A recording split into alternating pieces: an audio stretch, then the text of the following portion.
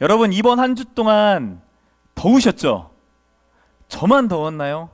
팥빙수 드신 분? 한 분도 없으세요? 아, 팥빙수를 전부 다 한번 쏘아보고 싶네요. 이번 한 주를 살아가면서 이렇게 우리의 불쾌지수가 생각보다 높아지는 것을 경험합니다. 불쾌감이 기온에 따라, 온도에 따라, 상황에 따라 이렇게 많이 높아졌다 낮아졌다 반복하는 것을 경험해요. 그러면서 내가 이렇게 감정적인 사람인가 한 번씩 또 실망하게 되고 좌절하게 되는 좀 시간을 갖는 것 같습니다. 어떤 분은 이번 한 주가 상쾌지수가 높았을 것 같고 어떤 분은 불쾌지수가 높았을 것 같습니다. 불쾌지수라는 것을요 70에서 75 이 수치화 시키면 70에서 75 정도 되어졌을 때 불쾌감을 100명의 사람 중에 10명 정도가 느낀대요. 그리고 75에서 80명이 되어지면 약 반절에 대한 사람 한 50명이 불쾌지수가 상당히 높아진다고 합니다. 그리고 이 불쾌지수가 80 이상을 찍으면 여기에 앉아있는 전부 다가 불쾌감을 느낀대요. 그럼 어떻게 돼요? 건드려도 짜증이 나요. 스킨십을 하는 건데, 사랑의 마음으로 만지는 건데 그게 귀찮고 싫고 화가 나요. 그러다 보면 가정 안에 천국이 아니라 지옥을 경험하게 되겠죠. 8월 14일, 15일 우리가 함께 갈 MT 장소를 구했습니다. 여기 상쾌지수가 상당히 올라가요. 근데 그곳에 가서 공간을 봤더니 제가 볼 때 아이들까지 전부 다 가면 불쾌지수가 상당히 높아질 것 같아요. 그럼에도 불구하고 이 불쾌지수가 높아지는지 상쾌지수가 높아지는지 그날 다 같이 가셔서 한번 경험해 보면 너무나 좋을 것 같습니다. 저는 개인적으로 월요일 날이 쉬는 날이잖아요. 목사들은 월요일 날 쉬는데 이 월요일 날 저의 상쾌지수를 높이기에 하는 일이 있습니다. 급한 일이 아니면 제가 월요일에는 꼭 맛있는 커피집에 가서 커피를 마시는 것을 지난 한 6년 동안 해왔어요. 커피 사장님과 앉아서 이렇게 대화하면서 커피를 마시는 그 시간이 왜 이렇게 행복한지요. 커피숍에 가서 이렇게 커피를 마시며 이런저런 대화를 하다 보면 저도 모르게 불쾌했던 감정들이 사라지고 상쾌한 감정들이 저에게 피어나는 것을 보게 됩니다. 제가 스트레스 푸는 방법 중에 하나예요. 어떤 일, 어떤 사람, 어떤 일과 어떤 사람을 만나냐에 따라 상쾌 지수가 올라가기도 하고요. 때로는 어떤 일을 하고 어떤 사람을 만났을 때 이 불쾌 지수가 기하급수적으로 커질 때가 있습니다. 오늘 본문 1절에 보니까 유대 지경에 사람들이 모여들었습니다. 왜 모여들었어요? 예수님을 만나면 상쾌지수가 쫙 기하급수적으로 올라가니까. 근데 어떤 사람들은 일부러 예수님을 만나러 와서 불쾌지수를 높이는 사람이 있습니다. 오늘 성경에 보니까 바리새인들이다 라고 표현을 해요. 그리고 이 바리새인에 대해서 5절에 이렇게 말합니다. 예수께서 그들에게 이르시되 너희 마음이 완악함으로 말미암아 이 명령을 기록하였거니와. 예수님을 만나러 온 사람 중에 예수님을 만나 기쁨을 얻고 싶었던 자들도 있지만 반면에 예수님을 시험하고 싶은 완악한 마음이 너무나 커서 예수님을 넘어뜨리고 싶은 불쾌지수를 기하급수적으로 만들고 싶었던 사람도 있었다라는 거예요. 너희 마음이 완악하다라고 표현을 하죠. 영어 성경에서는 hardness of heart라고 표현합니다. 마음이 단단하다, 마음이 굳어졌다, 딱딱한 마음이 완악한 마음이다라고 표현을 해요. 바리새인들의 마음이 완악해졌대요. 길가와 같이 굳어졌대요. 완악한 마음 하면 구약 성경에 떠오르는 인물이 있습니다. 누구죠? 이집트의 왕 바로, 파라오라 불리는 바로가 떠오릅니다. 출애굽기 7장 13절에 이렇게 말합니다. 그러나 바로의 마음이 완악하여 그들의 말을 듣지 아니하니 여호와의 말씀과 같더라. 여기서 그들은 누구예요? 모세와 아론이죠. 하나님의 말을 대신해서 전하는 모세와 아론의 말이 바로에게 들려요, 안 들려요? 안 들려요. 뭐 하기 때문에? 완악하기 때문에. 마음이 완악해지면, 마음이 굳어지면, 길가와 같이 변해지면 들리지가 않습니다. 예수님의 말씀이 들어올 틈이 없다라는 거예요. 상담하는 사람들 중에 유명하고 잘 나가는 상담자들의 두 가지 특징이 있습니다. 그 첫 번째 특징은 잘 듣는 자라는 거예요. 그리고 두 번째 특징은 상담 받는 사람으로 하여금 잘 듣게 하는 자라는 거예요. 특징이 있어요. 예수님은 많은 사람들의 상담자가 되어 주셨습니다. 그들의 이야기를 들으면서 그들의 필요를 깨달아 알게 하시면서 더 나아가 믿음을, 구원이 필요한 자다란, 너는 들려야 될 자다, 믿음이 들려야 된다, 말씀이 들려야 된다 말씀하셨던 분이 예수님이세요. 그래서 1절에 보니까 전례대로 가르치셨다라고 말씀하죠. 들으라는 거예요. 너네 이야기가 아니라 내 이야기가 좀 들려라. 들려야 그 삶에 놀라운 기적과 변화가 있다라는 것을 말씀해 주세요. 그런데 마음이 완악해지면 들려요, 안 들려요? 안 들려요. 보이는 것도 부정하는 게 바리새인들이었고 완악한 자들의 모습이에요. 마음이 완악해지면요, 어떻게 돼요? 그 주변의 환경들이 변화되어지기 시작합니다. 사무엘상 6장 6절에 이렇게 말합니다. 애굽인과 바로가 그들의 마음을 완악하게 한 것 같이 어찌하여 너희가 너희의 마음을 완악하게 하겠느냐. 그가 그들 중에서 재앙을 내린 후에 그들이 백성을 가게 함으로 백성이 떠나지 아니하였느냐. 마음이 완악해졌더니 주변에 재앙이 내렸다라고 성경이 표현합니다. 완악한 마음이 재앙을 오게 했다라는 거예요. 들리지 않는 완악한 마음이 곧 재앙이다라고 성경이 말씀합니다. 내 마음이 완악한가? 어떻게 알 수 있을까요? 들리지 않는다면, 자녀들의 이야기가 들리지 않고 남편의 이야기가 들리지가 않고 하나님의 말씀이 들리지 않는다라고 한다면, 직장에서의 동료의 말이 들리지 않는다라고 한다면 내 마음이 완악하다라는 증거겠죠. 그리고 이 완악함이 오늘 본문에 보니까 어떻게도 드러나요? 완악한 마음이 시험으로 드러나게 되더라는 거예요. 내가 맞고 너가 틀리다라는 것을 증명하고 싶어 해요. 옳고 그름으로 판단하고 정죄하기 시작합니다. 이번 주에 시험이 끝나는 친구들 있죠? 우리 시험 기간 중에 있음에도 불구하고 교회에 나온 친구들을 보면 너무나 기특하고 대단하고, 저는 목사 아들이라 나왔었는데 여러분은 정말 특별한 하나님의 자녀다라는 생각이 듭니다. 이 공무원 시험을 비롯해서 진급시험, 자격증을 준비하는 분들도 계십니다. 뿐만 아니라 우리의 삶에 참 많은 시험이라는 것들을 우리가 치러야만 하죠. 근데 이 시험이라는 게 이상하게 심장을 쫄깃쫄깃하게 만들어요.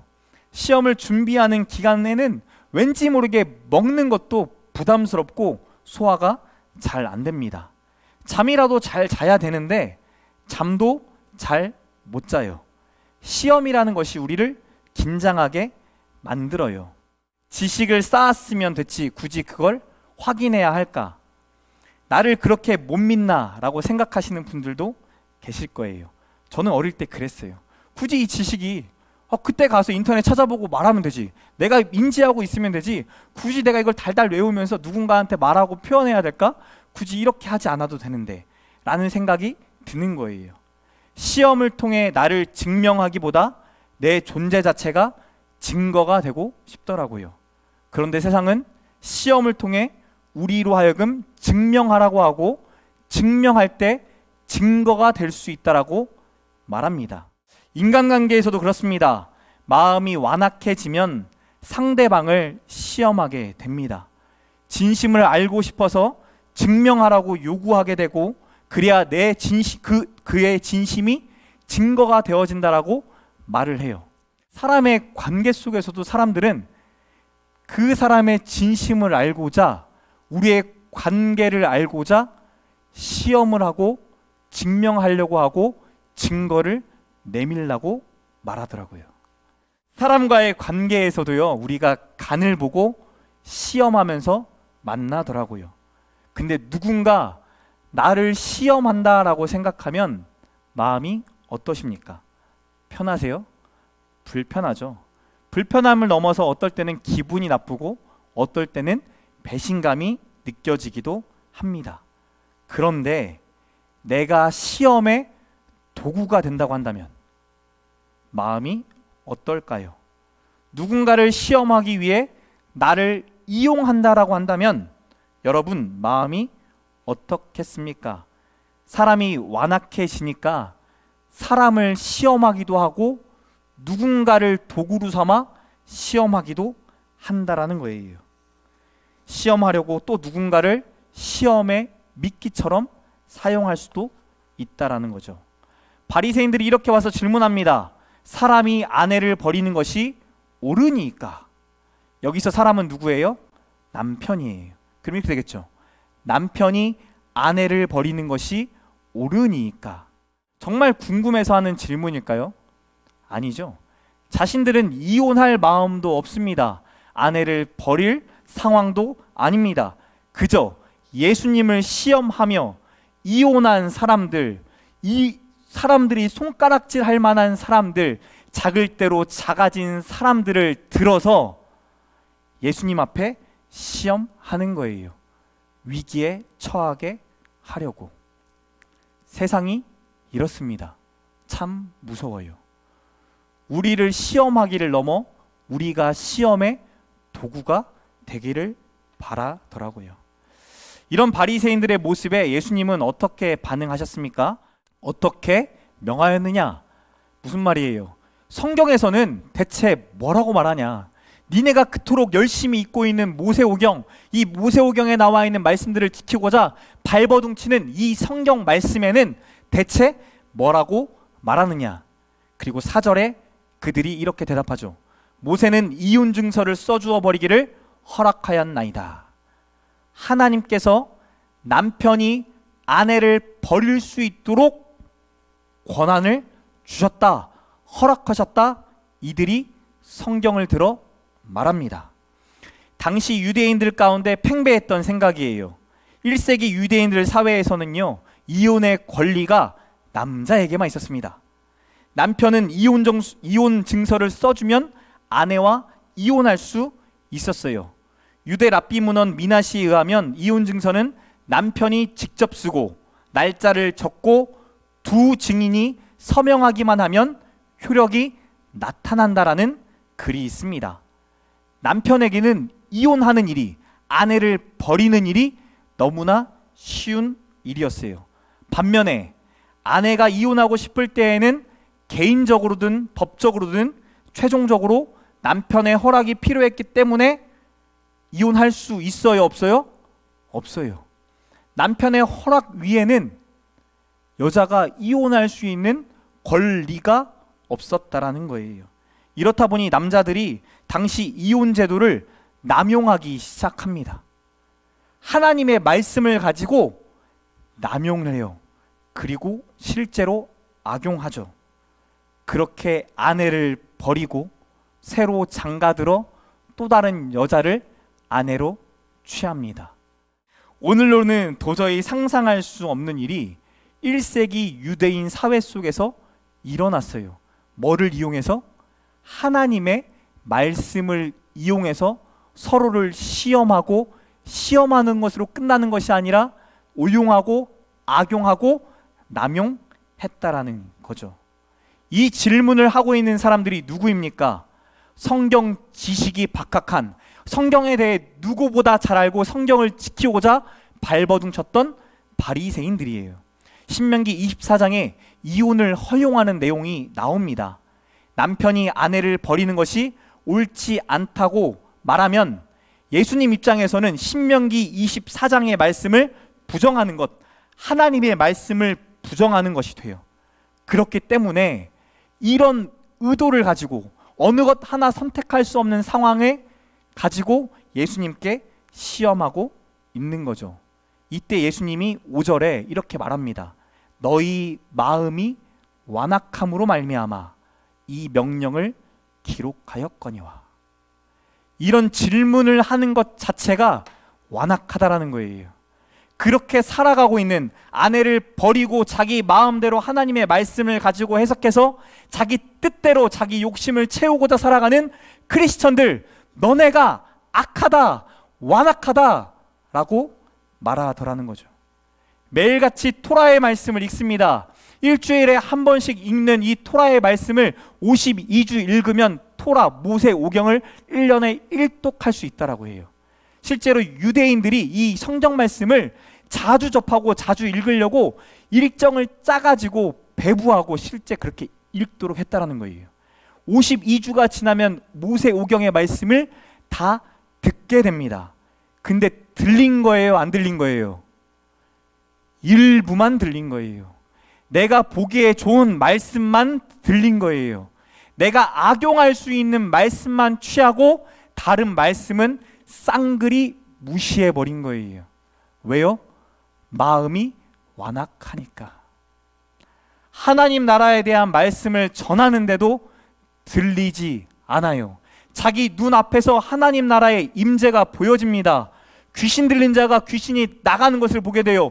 병든 자가 고침받는 모습을 보게 돼요. 마음속에 수많은 두려움과 짐을 갖고 살아가던 자가 짐이 벗겨지고 두려움이 사라져 나는 행복합니다 말하는 자를 보게 돼요. 근데도 불구하고 예수를 어떻게 죽일까 고민하던 자, 계획하던 자가 바리새인이더라고요. 우리가 그럴지 몰라요. 우리가 하나님의 말씀을 나에게 좋은 것만 취할지 몰라요. 우리의 완악함으로 인해 하나님의 말씀이 들리지 않을 뿐더러 우리 때문에, 우리의 완악함 때문에 바로의 재앙처럼 재앙이 우리의 삶에 임하고 있는지도 모르겠어요. 예수님이 6절부터 9절에 창조 때부터 사람을 남자와 여자로 만들었다. 둘이 한 몸이다 라고 말씀하시면서 창조 원리를 말씀하시죠. 신명기의 말씀이 앞에 있습니까? 창세기의 말씀이 앞에 있습니까? 창세기의 말씀이 앞에 있죠. 창세기 앞에 있는 이 말씀은 인류가 죄를 짓기 전에 하나님이 선포하셨던 말씀이고, 신명기의 말씀은 악용할 인간들을 알고 하나님이 예방 차원에서 주셨던 명령의 말씀이죠. 그럼 뭐가 먼저 전제돼야 돼요?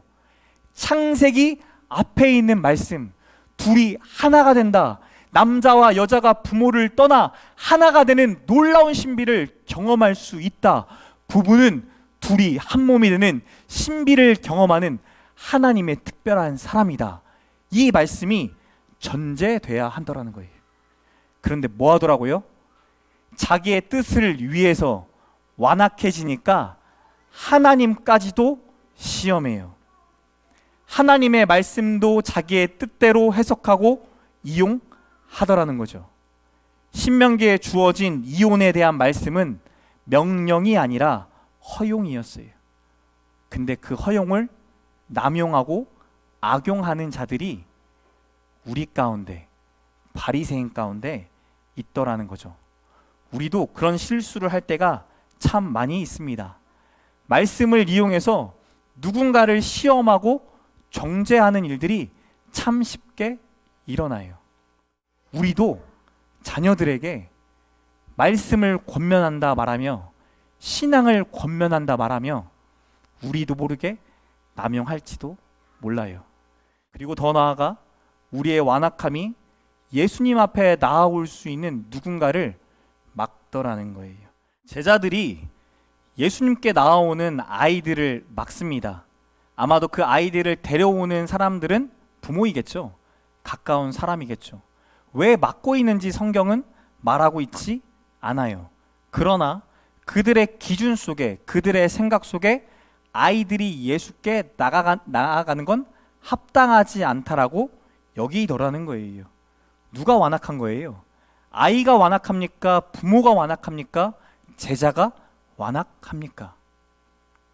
방금 완악하다고 질책했던 바리새인처럼 제자들이 예수님 앞에서, 아이들 앞에서 완악함의 모습을 보여주고 있는 거죠. 우리의 완악함이 예수님 앞에 나아갈 수 있는 그 누군가를 막을 수도 있다라는 거예요. 그리고 마지막으로 이 완악함의 끝판왕이 뭔 줄 아십니까? 무관심이에요. 진짜 완악해지면 무관심해져요. 그 사람을 무시하기 시작해요. 아무런 감정도 느끼지 못하도록 소외되고 정말 작은 자로 느끼도록 무관심하고 무시하기 시작해요. 근데 예수님은 시험하는 줄 알면서도 이 사람들을 대꾸하고 반응해주고 말씀해 주시죠. 사랑하는 성도 여러분, 저희가 완악하다고 느낀 적 있으세요? 내가 이렇게까지 완악한가? 내가 이렇게까지 독한가? 내 마음이 이렇게까지 곤고해져서 길가와 같이 완전히 굳어버렸나? 라는 생각이 들 때 있지 않습니까? 그때 우리들의 입술의 말들이 어때요? 세상의 말들이 난무하고 욕과 비방과 판단과 정죄가 가득하죠. 항상 기뻐하라 말씀하셨는데 기뻐함은 사라지고 기도는 사라지고 범사의 감사의 입술은 사라지는 것을 보게 돼요. 그렇다고 한다면 우리의 완악함이 발견되어질 때 우리가 어떻게 해야 할까요? 첫 번째는 순수한 마음을 달라고 하나님께 기도하셔야 돼요. 완악한 마음이 들어올 때 옳고 그름을 묻는 것보다 하나님의 나라를 아이들처럼 받아들이는 것, 있는 그대로 받아들이는 흡수가 필요하다라고 성경이 말을 합니다. 마태복음 5장 3절에 이렇게 말합니다. 심령이 가난한 자는 복이 있나니 천국이 그들의 것임이요. 심령이 가난하다라는 마음은 가난한 마음, 비어있는 마음이라는 거예요. 우리의 마음이 비어질 때 하나님의 나라가 비어진 마음 속에 임할 수 있다라고 말합니다. 근데 완악한 마음이 가득할 때, 굳어진 마음이 가득할 때 하나님의 나라가 임할 수 있어요, 없어요? 없죠. 하나님, 나의 완악한 마음이 아이들처럼 있는 그대로 받아들일 수 있는 수용하는 마음을 달라고 기도하셔야 돼요. 두 번째는요, 시험이 아닌 실험을 하라. 공동체 안에 하나님이 보여주신 믿음의 씨가 있습니다. 이 믿음의 씨가 어떻게 자라가는지 하나님이 지난 1년의 시간 동안 저희에게 잘 보여주셨어요. 지난주 강낭콩을 통해 잘 보여주셨어요. 우리가 완악해지면 시험하고 싶은데 우리가 하나님의 마음으로 채워지기 시작하면 영적인 실험을 하고 싶어요. 심는 대로 자라고 거두는 놀라운 신비를 경험하고 싶은 마음이 우리에게 들어요. 저는 매해마다 하나님 앞에 영적인 실험 한 가지씩을 정합니다. 올해는 제가 정한 실험이 이거예요. 공동체 안에 믿음의 씨를 뿌리면 어떻게 될까? 이전에는 내 개인이 하나님 앞에 믿음의 씨를 뿌렸는데 공동체가 함께 믿음의 씨를 뿌리는 일들을 계속하면 어떤 일들이 이루어질까? 제가 하나님 앞에 하고 있는 실험입니다. 이 실험을 8월 14일, 15일에도 하려고 합니다. MT를 가면 뭐가 필요하죠? 고기가 필요하죠.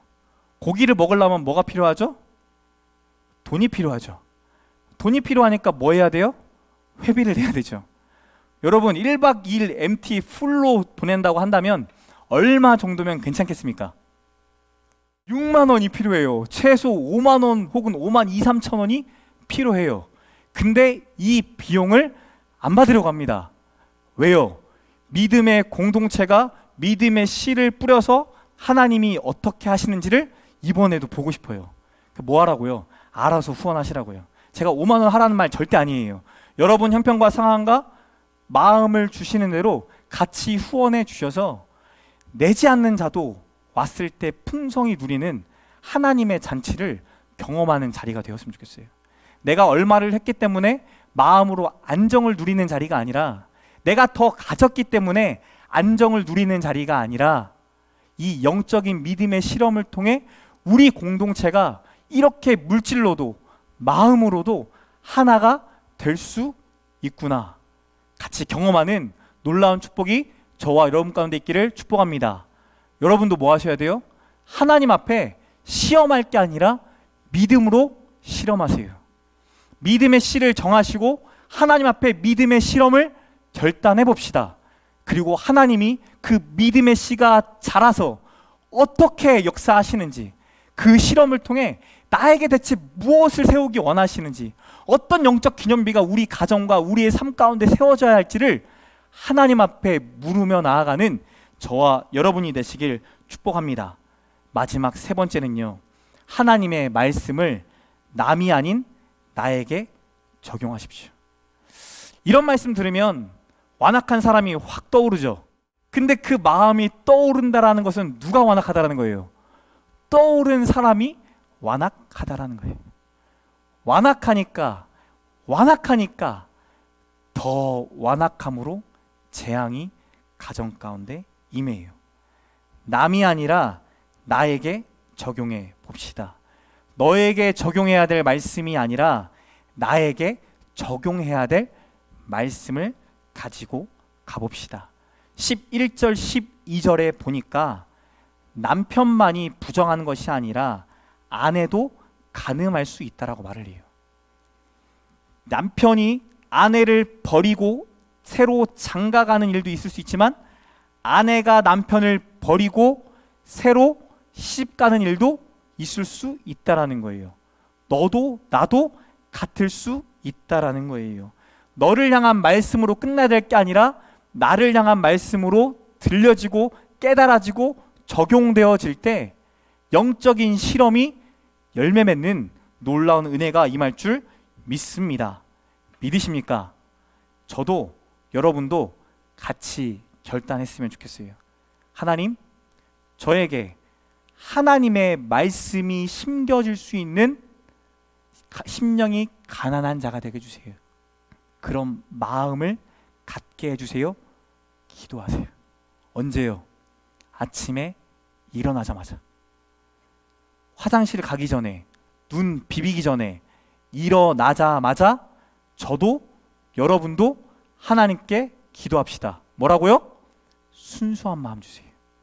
어린아이가 있는 그대로 받아들이듯 오늘 내가 하나님 앞에 순수한 자로 서게 해주세요.